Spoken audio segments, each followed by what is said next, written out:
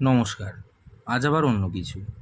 আজকে একটা পরিচিত সাপ্লিমেন্ট ক্রিয়েটিন নিয়ে আলোচনা করব।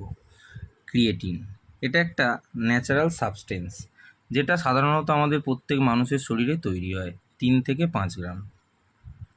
এটা লিভার, কিডনি, প্যানক্রিয়াসে পাওয়া যায়। এটা প্রধানত 95% কাজ করে আমাদের স্ক্যালিটান মাসেল, মানে আমাদের বাইসেপ, ট্রাইসেপ, চেস্ট, মানে যেগুলো আমরা জিমে গিয়ে ওয়ার্কআউট করে যেগুলোর প্রতি আমরা ওয়ার্কআউট করি সেগুলোতে কাজ করে। আর 5% পাওয়া যায় নানান রকম আমাদের শরীরের টিস্যুতে 5% পাওয়া যায়। এই ক্রিয়েটিন আমরা বাইরের সাপ্লিমেন্ট হিসাবে নেওয়ার থেকে আমরা ন্যাচারাল উপায়েও পেতে পারি, সেটা প্রথমে আলোচনা করি।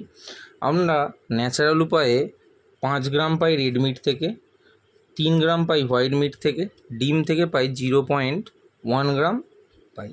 তাছাড়া মাছ থেকে পাই, টুনা ফিশ থেকে পাই 2.7, কড মাছ থেকে পাই 3 গ্রাম, সালমান মাছ থেকে পাই 4 গ্রাম।